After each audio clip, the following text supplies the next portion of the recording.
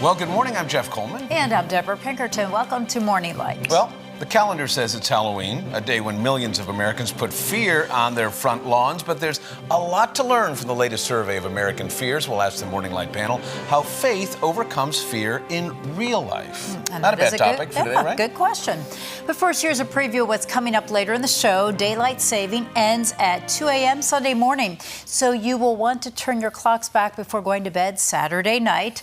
We will talk with a Christian counselor and a doctor about the shift in time. Practical help. Yeah. Well, the list is out. The annual Chapman University poll of American fears. In the top spot, corrupt government officials at 69%. By the way, Debra, that's the 10th year politicians have ranked in first place. In second place, fear of becoming seriously ill. Then Russia and water pollution and government tracking of your personal data ranks in the top 10 things we're most fearful of. A lot of things to be afraid of. And 52% of Americans are concerned they won't have enough money for the future. While the poll does not distinguish between money for wants and needs, the survey team found many fears have less to do with reality and more to do really with perception. So here's an example. The poll notes that crime rates are on the decline, which is good, but the fear of crime is on the rise. Researchers suggest there is a connection between media intake and increased anxiety. So what we put in here comes Does out. not surprise me at all. But most of us find it pretty difficult to talk ourselves out of being afraid. Have you found that? No matter how irrational or disconnected from reality those fears are, the marketplace for fighting fear is growing, from AI-powered counselors to deep focus meditation and a range of other products promising freedom from fear.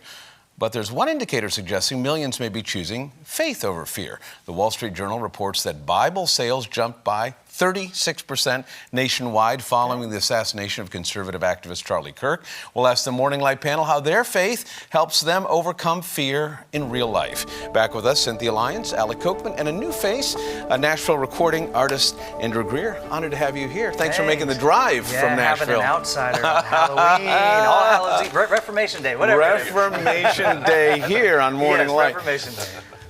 Andrew, you have plenty of reason. You're a recording artist. You've written a book you've moved to a place called Plains, Georgia, population under 600. Right, which would make a lot of people afraid. Yes. Yeah. So there are a lot of things on your personal list that would cause you fear. I'm assuming if you were not a Christian, making those moves would freak anybody out.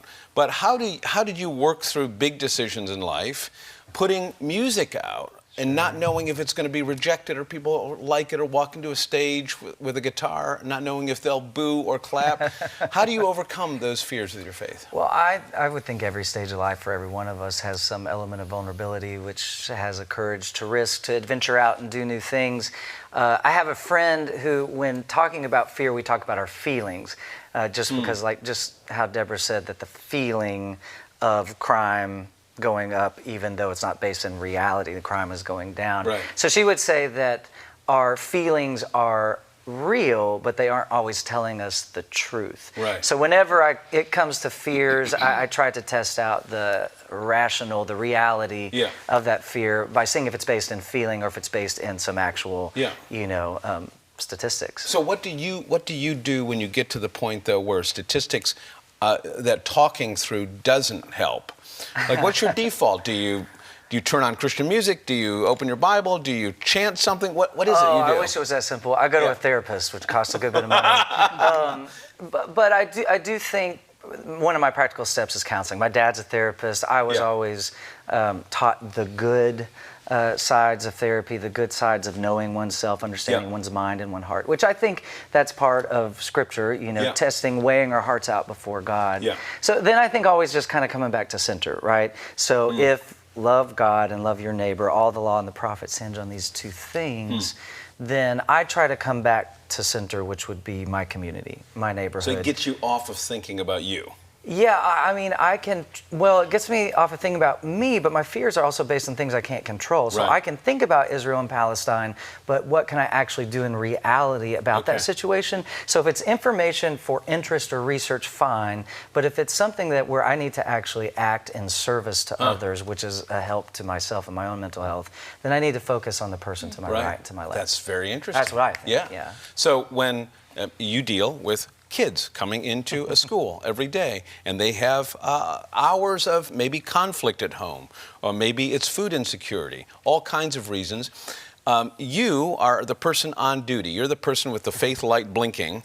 How do you walk them through fears that may be very rational, maybe very real? Well, it's rational to them, which I think you have to sort of jump into that game with them to walk them through what really is happening. You know, I say to some of those kids that don't have the greatest situations in their background, you are not a product of your circumstances, and you can walk out of that at any time. But to try to get them through it is completely different. Their minds are younger. I mean, they're not fully functioning. You don't have the experience of knowing. They don't. That this They don't is have not the life experiences, and it seems to an adult, you know, that's aging, that sometimes you're like, really, that's what you're worried about? Right. But they are. Yeah. They are worried. So I think it's really kind of joining them where they are and being able to walk them through a place to grace and brighter light. So you see this list and you see things on there like people are afraid of not having enough money, and then you're like, all right, there's a scripture that says, take no thought, consider the birds, look at the lilies, and you go, okay. But that sounds like a poem, but my real life is I'm looking at the bank account, right? So how do those two realities, you go to church on Sunday, you hear somebody preach a wonderful sermon about trusting God, and then you go home and realize you cannot pay the mortgage. Yeah. How does that work?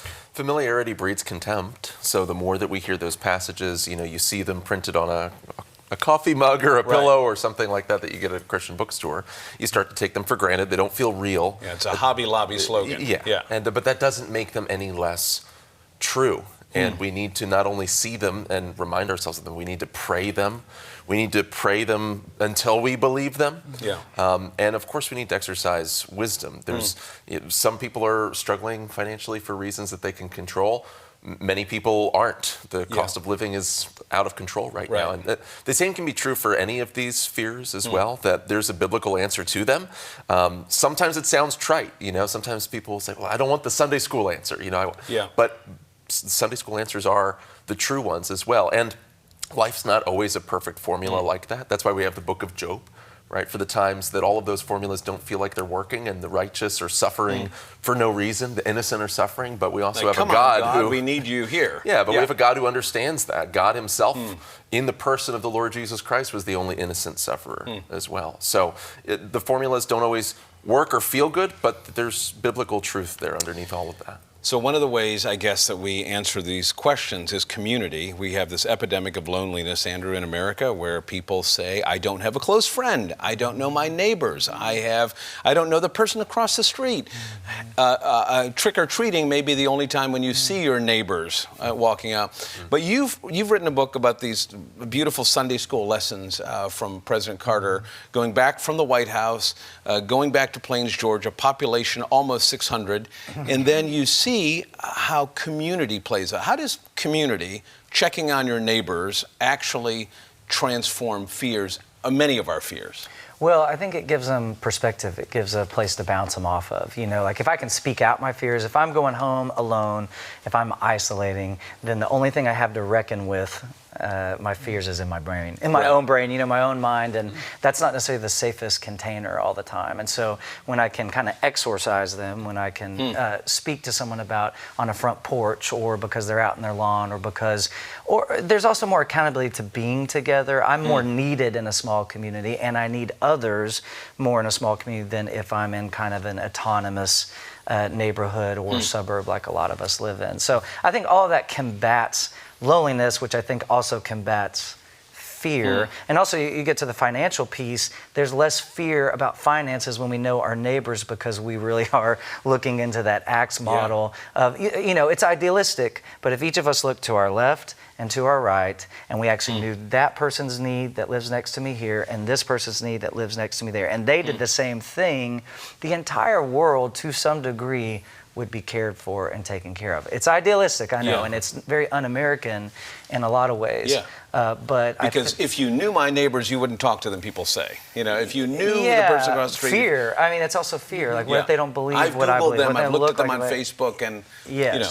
I'm concerned about things that keep me separated from them when I just don't see any of that in the life of Jesus. I don't see a distancing. I see, a drawing near. So I think that's, if we're trying to attempt to follow in the footsteps of Jesus, then it's always going to be drawing in, not removing ourselves from.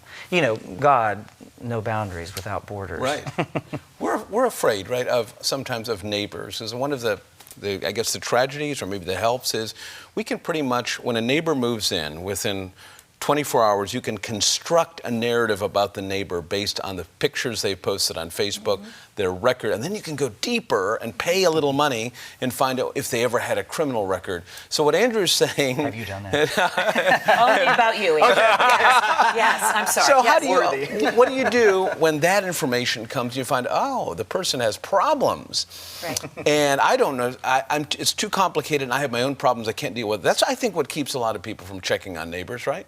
Well, it's what we hear. How often do we talk about social media? Right. Yeah, turn it off. Yeah. Go knock on their door. Yeah. And I think the same thing happens with, like, in the school environment as well. Did you hear so-and-so got suspended? Yeah, he probably deserved it. Doesn't mean he's, the worst kid in the world. Yeah. I don't know. If you have a conversation with them, it may not always be easy. But Jesus did nothing easy.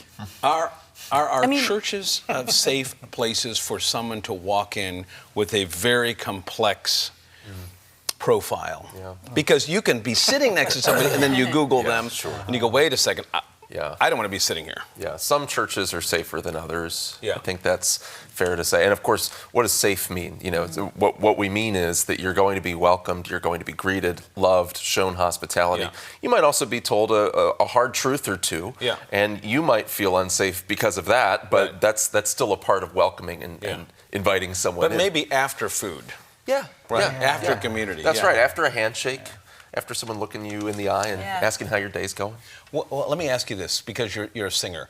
The hymn that you turn to when a fear is overwhelming you, before you go on stage, before you release the book, before you release the documentary? Well, I think it would always go back to a song from my childhood, Softly and Tenderly, because softly and tenderly Jesus is calling for you and me. See, on the portals, he's waiting and watching. That idea that the prodigal son. That Jesus is waiting and watching for me kind of releases all fear. Beautiful. Thank you, Andrew. Glad you were here. Well, coming up on Morning Light, it's time to fall back. Well, some of us might get an extra hour of sleep this weekend as daylight saving time ends. Some of us struggle with the change. We'll share some tips to keep you healthy and moving. Up next, you're watching Morning Light right here on Lighthouse TV.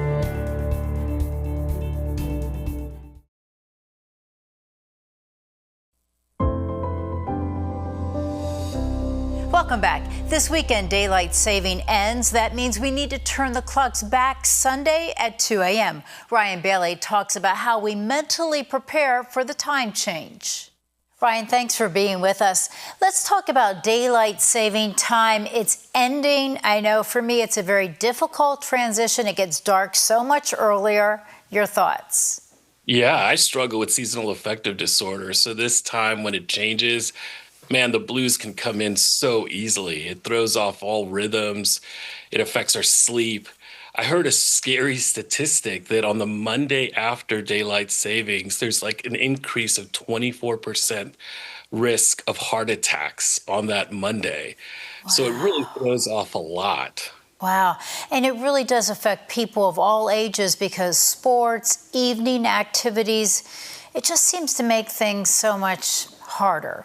Yeah, it's kind of gloomy, right? I mean, it's like our kids are playing sports in the dark earlier and, we're trying to put forth extra effort just to adjust and to stay up and be motivated and have the energy we need. Yeah, it's definitely a strain. How can you work through this season? I think we need to see it as a season. So many times when somebody goes through this change, they think of it as permanent. They think of it as always. But as Ecclesiastes talks about, everything has a season. And so we need to develop different routines and rhythms and have more exposure to light during the day and make sure that we have, lights in our house and do different things that help foster a sense of why this season can actually be good. How, it getting darker can actually be something that draws us closer to Christ as opposed to just sinking into something negative. What does the Bible say about times like this? How can the Bible encourage us? Yeah, I think, one of the things that I love is that Jesus is often talked about as being the light. And if we think about that, what it means is that even in the darkest of days, even when we're dark internally, we could always turn to our Father and really kind of connect to him and get revitalized and refreshed. We could actually drink in his love way more and do other things that help us to remember that the darkness isn't what's truly dominating our life, but rather he is. And this is really a time where you can think about spending more time reading the Bible. Think of it as a benefit, because when it gets darker, you can say, well, I can spend more time because I don't have to worry about being outside when it's light at 8 o'clock or 9 o'clock at night. I love that. That is so true. We can actually invest way more in our relationship with Christ because of the darkness. So true. And as advice to people who are struggling. Yeah, I swear by this light lamp that I bought. I just turn it on and it really helps elevate my mood. So that's just like a simple fix. Second thing is we probably want to watch isolating and not isolate as much. So whether it's connecting to God and connecting to his love, or whether it's connecting to people, we need to probably be a little bit more intentional as far as that connection goes. Even introverts could use some connection there. And a third one is that we do want to do things like exercise and, take care of ourselves and not drop those activities, because they actually really do help us, especially during these times. Yeah, that is some great advice, really. Connect with friends. This is a perfect time to start thinking about how you can connect with your friends, set up times for dinner or breakfast or something like that. And exactly. I love the exercise part, too, because it is something. Go to the gym, do something, but just sort of incorporate that into your schedule now. That's it. Yeah. So whatever we could do and front load it, it gets so much better to follow through on it when it gets darker. If we try to start it when it's already dark, we might find that our energy level's really low and it's much more of an obstacle to get there. Some great advice. Ryan, thanks so much for being with us. Love being here. Ryan has several blog articles for you to read on this topic. Go to firstprinciplegroup.com/blog. Coming up next on Morning Light, so what do doctors say about turning the clocks back? Dr. Richard Rayner will answer that very question in our next segment. Stay with us. We're back right after the break.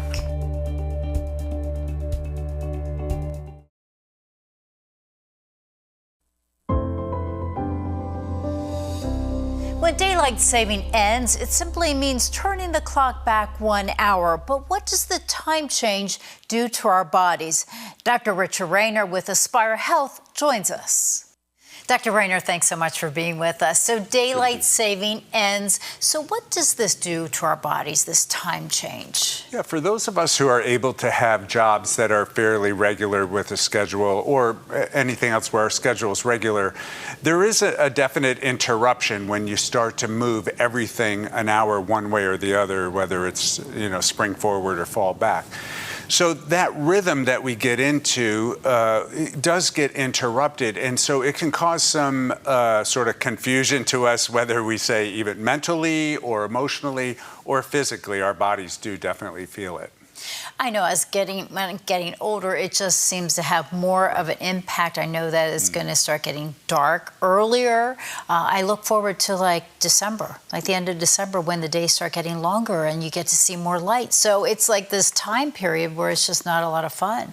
Yeah, and pretty much I think we can say almost any change as we get older is more difficult to manage. Not impossible, but definitely difficult. And yeah, there's a certain, maybe in some ways, an appeal that as the days get shorter, we can sort of hunker down. We don't have as many things to think about, whether it's yard work or things like that. And yet at the same time, we, it doesn't take too long for us to long for the light, the longer light during the day. So, but yeah, it is definitely something that we feel, but I think there are things that we can do to adjust to it. And what are some of those things? Yeah, well, as most of the time when I talk to you about things, it's forewarned is forearmed, right? So we can see on the calendar that this is coming up. And so, for instance, now here in the fall, we are going to fall back. So we're going to have that extra hour. So I think for those people who are night owls, this is their holiday, right? They get to spend a little bit more time in the overnight. For the people who are early birds, you gotta sort of prepare. So perhaps they can stay up a little bit longer than what they usually do. But I think just kind of, if you're a person that's really super regulated, I think maybe in the week before, just start going, 10 minutes to bed, a little bit later or whatever. And so then you kind of have that gradual, so it's not such a big deal on that Sunday morning when the alarm goes off. What does the Bible say about handling time? Well, I think the Bible primarily says we have a limited amount of it, right? We have so many years, and then we also have, our weeks are, again, it depends on the individual and that, but we have so many hours to the day, and for us to think about it, before we build a tower, right, we plan. And so thinking about these things like, what time do I have and how can I best use it? And that doesn't necessarily mean filling it with busyness every moment, but also making sure that we're doing the things that are important but not necessarily urgent.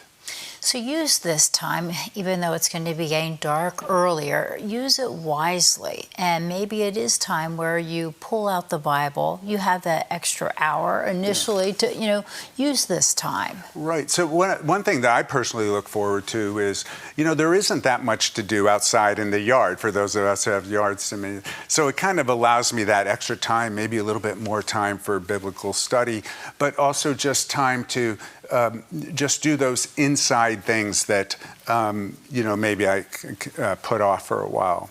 And I think we can all do that. Just think about what are the things that I don't necessarily get to do that I'm forced into when the days are longer, and now take advantage of that. That is true, because I know when it's light outside, I don't mind going to the grocery store, say at 8 or even 9 o'clock at night, because when you leave, it's still light. Yeah. But now when I was there the other night, I was like 6 o'clock, I walk out and it's dark. Yeah. And it's just like your body almost wants to shut down. Yeah, I agree. That sort of hunkering down, thing for the winter. Again, I both like it and I both don't like it because, I want to be out and about.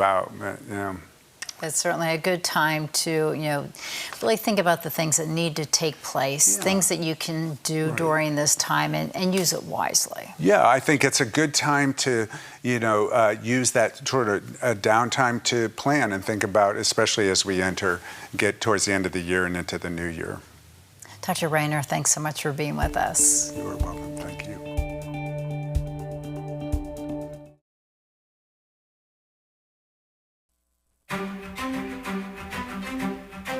Welcome back. Coming up Monday on Morning Light, Accounting Beyond Borders takes care of the financial stresses of mission groups here at home and around the world. The founder and director shares what led her to start the business. Plus, meet one of the organization's helpers that they help, I should say, Promise Ranch Ministries. And that's a look at what's coming up Monday on Morning Light. Now, Jeff, your closing thoughts, and don't forget to turn your clocks back. I'm just trusting my phone to do it for me. I know, phones and watches, but don't. But there are a couple. The one on the stove has to be changed for sure. Yes, and the one in the living room and the kitchen, and Have a great weekend. I hope you get a little rest. Okay, you too. Well, earlier in the show, we talked about that extraordinary statistic, a 36% increase in sales of the Bible last month. It follows years of data suggesting young Americans want to investigate the claims of Jesus for themselves. They're not just taking our word for it, they want to know for themselves. Millions more downloading the Bible app, posting questions, putting their anxieties and their fears through the lens of faith. But there's a familiar old saying in Christian circles that you might be the only Bible someone ever reads.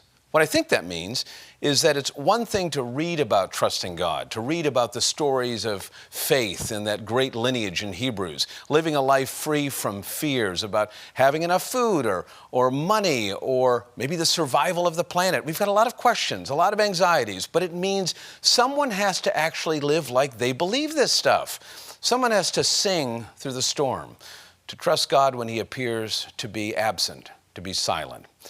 Every day on this program, what we try to do is introduce you to real people, living evidence that the gospel is true, that God can be trusted, that in all the walks of life, wherever He calls you today, He'll be faithful. Live that way for someone today. For Debra and the entire Morning Light team, I'm Jeff Kocman. Thanks for spending the week with us. Now go, check on your neighbors, and we'll see you again real soon.